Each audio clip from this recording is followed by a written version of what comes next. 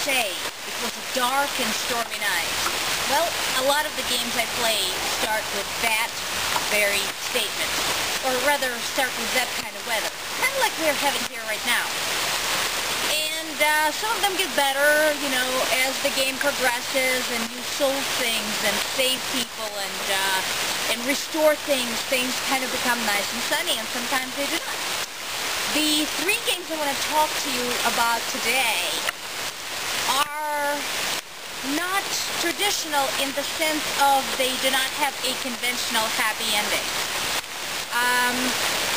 And that is one big thing they have in common. So you go through, you solve a lot of different puzzles, you go through a lot of different scenarios, but in the end, you're not really sure whether it's all for a good cause. Mountain Crime Requital is very much like that, and it starts with a very rainy weather, a fallen bridge, and a crashed car when a young doctor is called to this strange hotel in the mountains, supposedly for a patient, and then ends up in a completely different situation. They're not just traditional puzzles and hidden object scenes. There's things like investigating which snake has bitten the patient and establishing which antidote to pick. There are other things like that, and it's a lot of fun in that sense.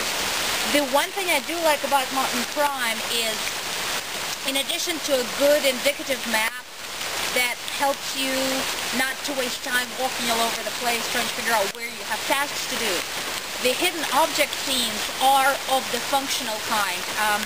The similar hidden object scenes were in the one of the gypsy travel games, where you may have to go to the same hidden object scene over again, but you're looking just for a set of specific things to assemble a device, for example. So it's not just a bunch of random things that you have to click on. It's usually something very specific that you're trying to make work or trying to put together, something like that. So that part is fun, and I really enjoyed that. The location is pretty massive. There's a lot of different things to do. Just as you have opened all of the rooms inside the hotel, you discover other spaces and other things, and more, and it just keeps going. So that's the fun part. But it can be kind of scary in places. There are a lot of corpses scattered all over the place. So watch out for that, because there's a lot of that scary music suddenly going very loud in your face with sometimes a very disturbing scene. Fun stuff. The Whitehaven Mysteries is kind of in the same vein. Again, we have this very dark, very kind of sinister location that first was a children's hospital, but now it is abandoned, and its further fate is unclear. And so you go through, and eventually you acquire a set of two companions. Initially you go in chasing a little girl, a mysterious little girl that keeps sort of leading you on through the maze.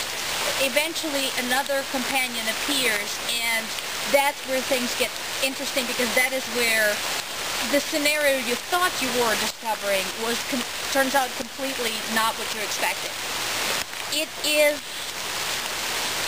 It's a cool game in terms of bits and pieces that you have to connect. So there's just a lot of things happening, and it is very good at telling you when you're done with the location. Once you've cleared an area, it tells you, yes, you're done here. But until you have cleared an area, there's absolutely no way to know what exactly you're missing from that area. So I'm going to tell you, you have to figure it out. If you get the Platinum Edition, you get sort of a prequel sequence, which is pretty extensive. That can keep you playing for another good 2 or 3 hours. So fun stuff there. Again, if you're into dark, sinister sort of, oh, what's going on, and is this really the end, that's a good game. And then, the last but not the least, the Voodoo Whisperer Curse of a Legend. I think the piece that I have is basically just part 1. And I think it's going to be just like Dying for Daylight. They're going to release the next portion to it, because I just cannot believe that they would have just kind of cut off a game sort of in the middle of nowhere like that. So I am still waiting for that. That said, first of all, it is gorgeous to look at. It is so beautiful.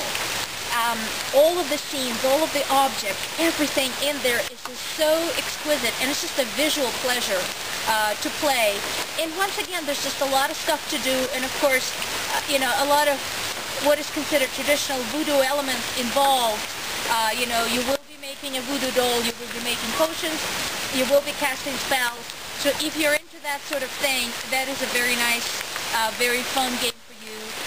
Again, plenty of opportunities to get startled and scared and just, keep going with it.